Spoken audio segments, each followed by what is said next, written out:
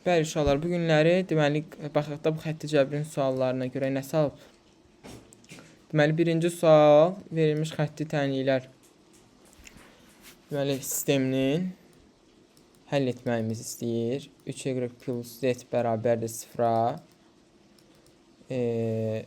Deməli x plus 2y minus 3z bərabərdir 0-a. 3x minus y minus 2z bərabərdir 0-a. Neyinirdik? Birinci Kramer'a görə bunun baş əmsallarından bir matris düzəldirəm. 2, mənfi 3, 1. 2, mənfi 3, 1. 1, 2, mənfi 3. 3, mənfi 1, mənfi 2. Oldu belə uşaqlar.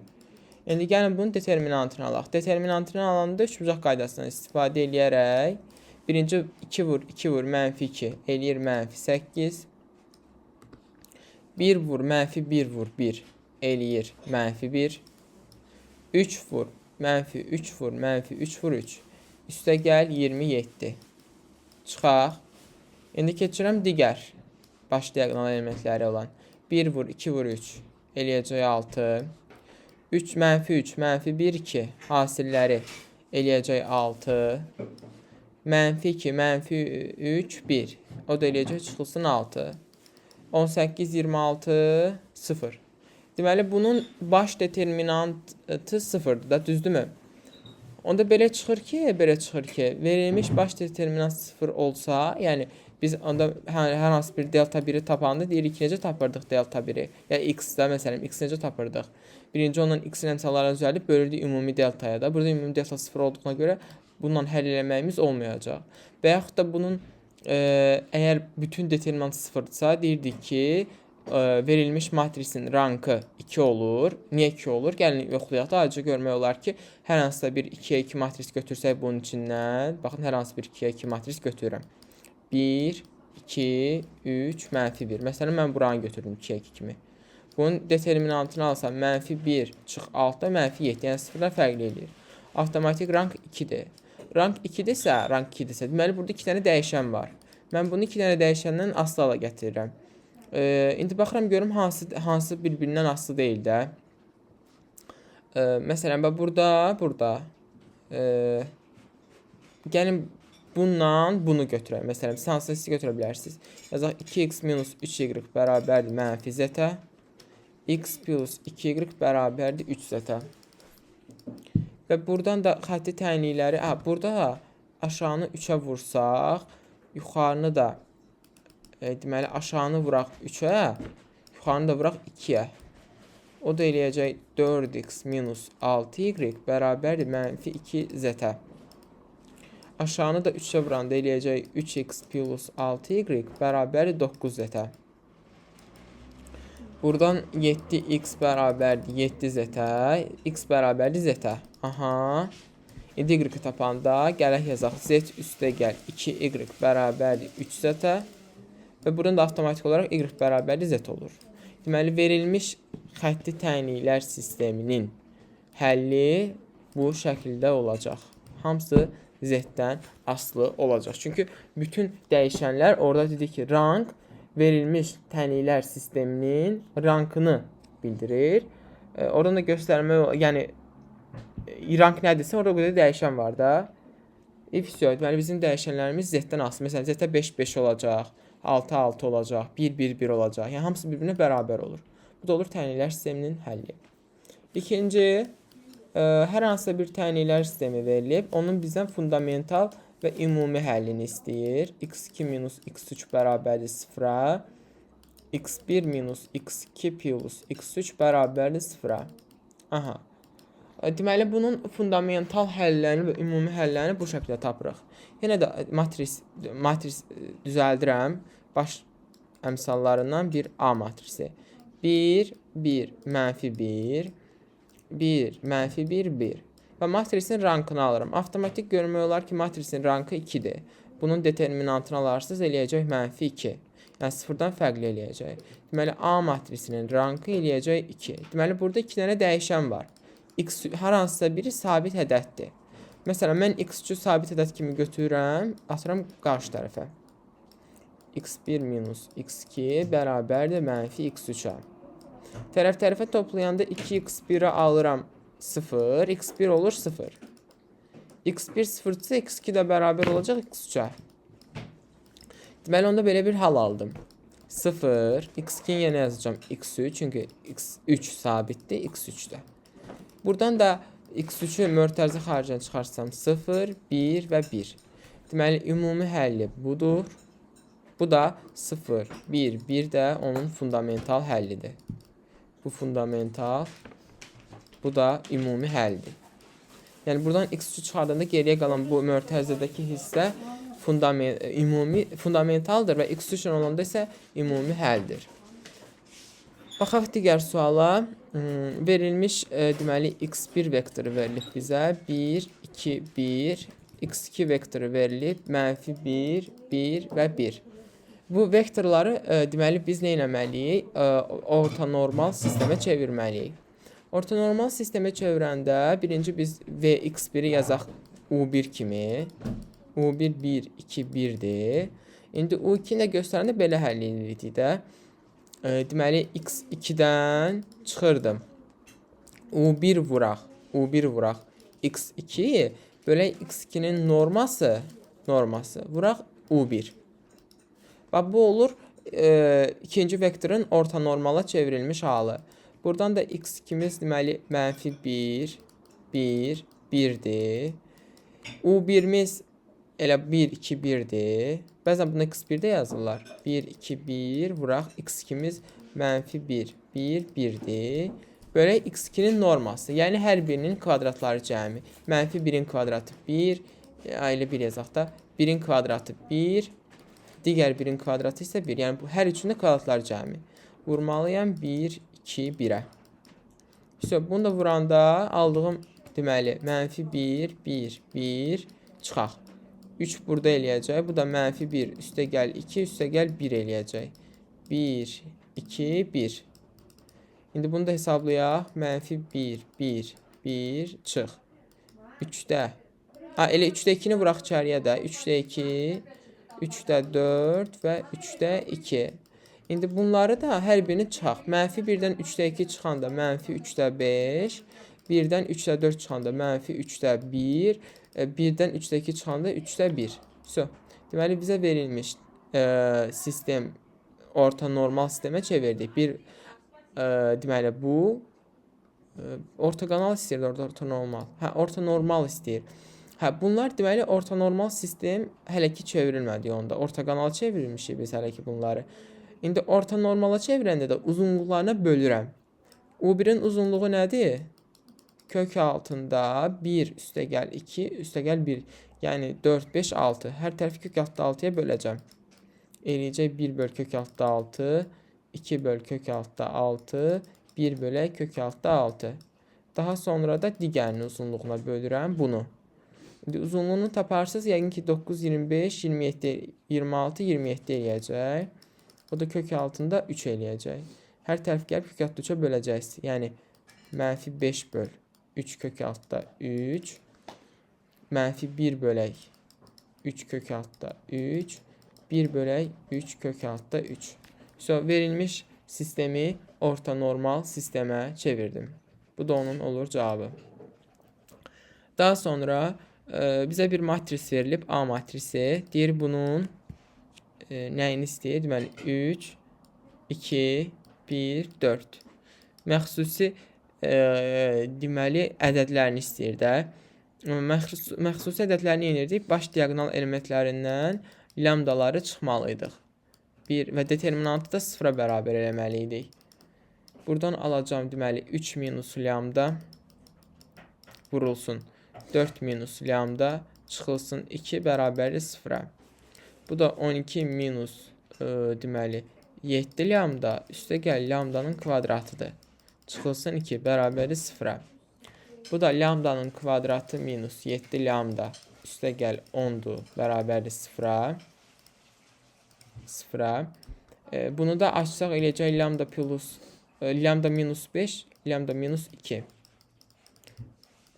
Buradan da tapmaq olar ki, verilmiş matrisin məxsus ədədləri 5 ilə 2'yə bərabər imiş. Bu da olur verilmiş matrisin məxsusi ədədləri. Daha sonra kanonik şəklə baxaq. Bilirdik ki, kanonik şəkil Lagrange üsulu ilə həll oluna bilər, bir də Yakobian üsulu ilə, amma Lagrange ilə həll etmək biraz daha rahatdır. Onu parçalayıb kvadratik şəklə gətirməliyik. Yəni və sonda da T1, T2 kimi yazmalıyıq. Bunu necə yaza bilərik? Uşaqlar, bunu belə yaza bilərik. Baxın, burada mən nə görürəm? Bax, bu 5x kvadratı bir dənə yazacağım. Bu ortada əslində bizim işimiz var. Bu ortada ifadəni mən belə yazacağım. Bax, 2 vur 2 kök altında 6xy deyil bu. Üstə gələk. İndi bax, bunun ikisi var. İkisi var. Düşünək ki, bu həmin bu 2. 2x var burada. Yəni 2x'dir bu. Baxın, elə bir ki, biz bunu belə düşünək də. Bax, burada 2 var. Düsturda 2AB olmalıdır da. Bunun a'sı 2x'dir. B'si də kök altda 6y-dir. Bunu bir dənə belə düşünək. Onda bu belə olması üçün burada nə olmalı? 4x'in kvadratı. Mən bunu parçalayıram da. Üstə gəl həmin bu ifadə. Üstə gəl bunun kvadratı, yəni 6y kvadrat.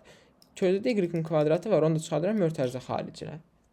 Qalır x-in kvadratı, üstə gəl 2x plus kök altda 6y-in kvadratı.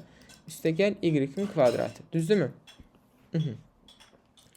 Məncə buracan aydındır. Çünki burada hər bir deməli elementi biz gətirməliyik onun ən sadə formasına.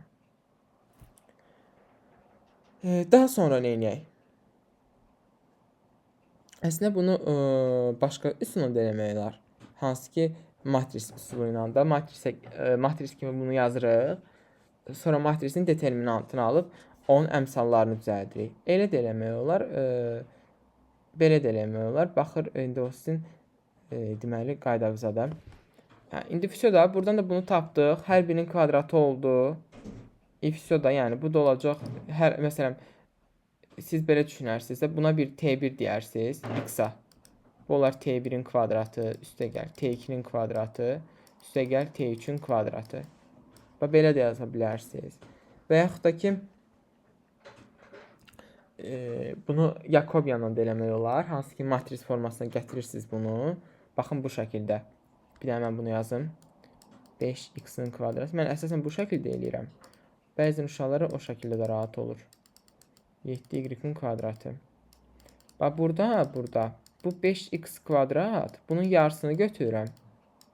X, y, üstə gəl. Deməli bunun yarısı y(x) üstə gəl 7y-in kvadratı. Bunun əmsallarını matris formasına gətirəm. 5, 2 kök altda 6, 2 kök altda 6 və 7 deyək. Gətirirəm və bunun determinantını alacağım, sıfıra bərabər edəcəm. Amma ki, baş diagonal elementlərdən lambdanı çıxacağım. 2 kök altda 6, 2 kök altda 6, 7 minus lambda bərabərdir sıfıra.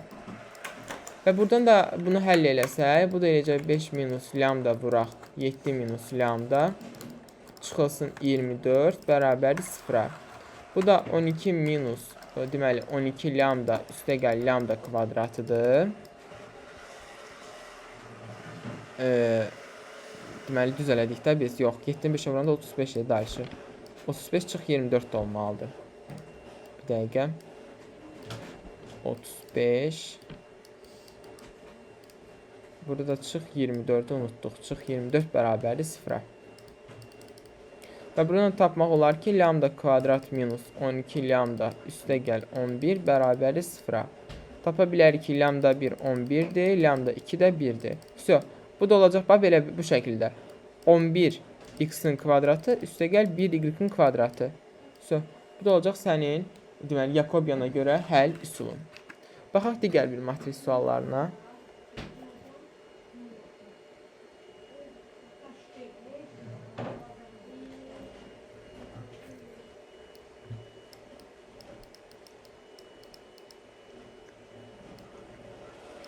Aha. Deyir ki, verilmiş bu kompleks ədədin bütün köklərini tapın. Deməli, burada z üstü 4-ü bərabər edirəm -1-ə.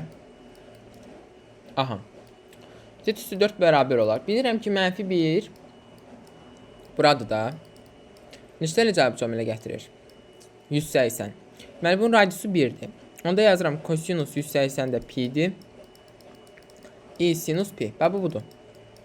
4-cü dərəcə dediyinə görə hər tərəfi 4-ə bölərəm. Olar kosinus pi böl 4. Burada əlbəttə ki, uşaqlar bütün kökləri olduğuna görə 2 pi-kanın üstünə gəlməliydim. Bütün köklərini istədiyinə görə 2 pi-kanın da üstünə gəlirəm. Üstəgəl i sinus pi üstəgəl 2 pi-ka. Daha sonra hər bir tərəfi 4, yəni 4-cü dərəcə alacaq. Burada hər biri 4-ə bölünür. Pi-ka böl 2 üstəgəl i sinus pi böl 4 üstəgəl pi-ka böl 2. Daha sonra burada bütün kökləri istədiyinə görə biz 1-2k haradan başlayacağız? 0, 1, 2 və 3. Bütün kökləri bunlardır. K-ya 0 verəndə nə olur? Z nəyə bərabər olur? Kosinus pi böl 4 üstəgəl i sinus pi böl 4-də. Yəni kök altda 2 böl 2 üstəgəl kök altda 2 böl 2 i-yə. Sonra k-ya 1 versəm pi böl 2 bu mənfi alacaq da. Orada mənfidir çünki. Olacaq mənfi kök altda 2 böl 2 üstəgəl kök altda 2 böl 2 i. Sonra k-ya 2 versəm kosinus 3-cü rübdə mənfidir. Deməli, olacaq mənfi kök altda 2 böl 2 çıx. Bu da sinus da mənfidir. 2. 4-cü olaraq da z bərabərdir. Kosinus orada müsbətdir, amma sinus mənfidir. Çıx, kök altda 2 böl 2 i. Və beləliklə də biz verilmiş z bərabərdir. -1-in 4-cü dərəcədən bütün köklərini tapdıq. Bu da oldu bizim deməli cavabımız. Baxaq bir neçə maraqlı suala, ondan sonra dərsimizi eyni şeylər olduğuna görə yekunlaşdıra bilərik. Baxaq, z bərabərdir ln 1 minus i-nin deməli bizdən modulunu və cəbri formasını istəyir. İlk öncə biz burada 1 minus i-ni Euler düsturuna görə üslü formaya gətirməliyik. Euler düsturuna görə o modulda deməli hər hansı bir z bərabərdir. Modulda z vuraq y üstü i fi-yə. Fi burada arqumentdir. İndi gəlin bu bucağı tapaq. Bu 1 buradır. X-i 1, y-i -1. Bu kəsişir burada və buradan saat əqrəbin əks istiqamətdə götürülür ümumi bucaq. Buradan buracan 1-dir, buradan buracan da 1-dir. Onda uzunluğu olacaq kök altda 2. Yəni modulda z bərabərdir kök altda 2-yə. Onda yaza bilərəm kök altda 2 vuraq y üstündə i. İndi fi'miz nədir? Fi'miz də bura 45-dir də. 270 üstəgəl 45. 315 eləyir. Yəni i 315 dərəcə. İfso. Gətirib bu 315-də təbii ki də y kimi yazsaq, o 3 pi böl 2 üstəgəl pi böl 4-dür də, pi kimi yazsaq daha doğrusu. 2-yə vursam eləyəcək 7 pi böl 4. Yəni 7 pi böl 4 i-dir əslində bu. Deməli bunu belə yaza bilərəm. Ln kök altında 2 vuraq y üstündə 7 pi böl 4 i. 7 pi böl 4 i. Mən bilirəm ki, ln vurulanda onu ayrı-ayrı toplamaq olar. Üstəgəl ln y üstündə 7 pi böl 4 i. Və bu da bərabərdir. Ln kök altında 2.